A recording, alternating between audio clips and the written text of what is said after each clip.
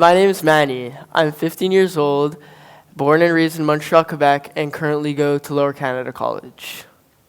This is truly a story of inspiration, faith, and a positive attitude. As you can see, I'm in a wheelchair. It wasn't always like this. I love sports. I play basketball, hockey, soccer, football, and many more. That's my basketball team. I started playing basketball in grade 4 at LCC, but I really started getting into it in 2013 with my 4 friends, Luca, Bilal, Charles, and John. After the school year, we were playing at Dawson at Trevor Williams basketball camp. We would play from 9 to 4, after from 4 to 5 we'd eat, and then 5 to 12 at night we'd play small pickup games with friends and get private training from Dean Smith and Albert Crawford. At the moment, I was playing at a AAA level. Everything was going so great until one day when Luke and I decided to go on my forest in my country house on our ATVs. After we went through the forest, we decided to go to our neighbor's house to go swimming. He crossed the road fine. Unfortunately, I was struck by a speeding car. This is the ATV I was on. I instantly went into a coma. I was 98% dead, had massive brain trauma, 8 broken ribs, a punctured lung, scratches all over my body, a huge gash on my left ankle right here, and T1 and T2 separation, which is where the upper part of your spinal cord right here collides, which causes paralysis from the chest down. Everyone was in the worst state of mind you could ever think of because the first 72 hours, doctors didn't even know if I was going to make it out alive. Everyone was in the worst state of mind except for one person, and that person was my grandmother. The reason why she wasn't in the worst state of mind was because as she came outside, scared out of her mind, as she saw me on the floor in a puddle of blood, unconscious, she just walked up to me, kneeled down, and just said, "Please, God, please, Emmanuel, please open your eyes." And for 5 seconds, I opened my eyes. And from that time, she knew I was going to be okay. 2 other people who had a surprising reaction to my accident were my 2 best friends, Laurent Klein and Andrew Turner.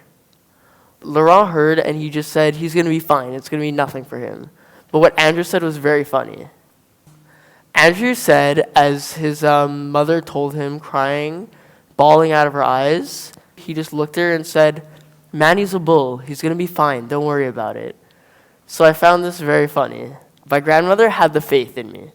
And she said to everyone, you have to have the faith of a mustard seed. And with that faith, you can move mountains. So basically, as I was recuperating, everyone saw their little mustard seed moving mountains. I was operated at Sherbrooke Trauma Center and then brought to St. Justin, the intensive care unit, 3 weeks later. About 3 weeks to a month later, I was brought to Marie Enfant Rehabilitation Center, where I started intense therapy, where I was supposed to stay for 2 years, but fortunately made it out in 8 months. I was there to regain motor functioning skills, such as being able to brush my teeth, eat food, talk, and just do everyday movements that seemed so simple, but were so difficult for me at the time. After this, my parents always were trying to look for the best way I could get a good therapy and the best way I could recuperate and have a speedy recovery. So they found a clinic in Toronto called Aim to Walk. Aim to Walk has a machine called the Locomat, which is a machine where I'm suspended on a treadmill and it has me in the motion of walking. So basically, after I do this repetitively, it helps connect my nerve endings to my spinal cord, which will help me start walking sooner. Unfortunately, we didn't have one in Quebec. So what my mom did was she joined a foundation called the Melio Foundation, and with the help of our friends, family, and donators, we ended up getting a Locomat in Montreal 6 months later. After this, I started using it a lot, and we started seeing a lot of progress. But I always wanted to do more. So I started doing acupuncture as well, which also very much helped me with the blood flow through my system. And I started swimming. Swimming is probably the best therapy I could ever get because in the water, I could move however way I want. At first, when I started swimming, I could only keep my upper body above the water and my legs would sink. But after doing it repetitively, I am now able to kick in the water. So basically move my legs in the water, which is a miracle. Later, as my parents did more research, they found a small clinic called Neurofeedback in Montreal, Quebec, which is the next level of therapy. So basically, in the picture right here, I'm doing a certain martial arts called Aikido, which is a martial arts of movement and breathing, which helps the blood flow in my system and helps me recuperate quicker.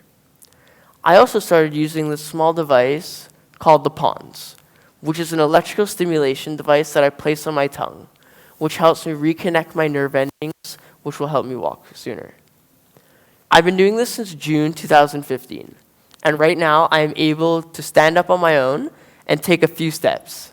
I am now on a treadmill, and I'm very happy with my progress. This is me standing up for the second time, and those are the scientists behind me that discovered the Pons. So, right now, I continue to do all of these therapies, and every day I'm healing. I'm so lucky and fortunate and blessed to have the most amazing, positive friends and family around me. Without them, I don't know where I would be in my mental and physical state at the moment. If you think you don't have a role in your friends' lives and you don't have a big impact on them, think again. Because without my friends, I don't know where I would be right now. Thank you very much.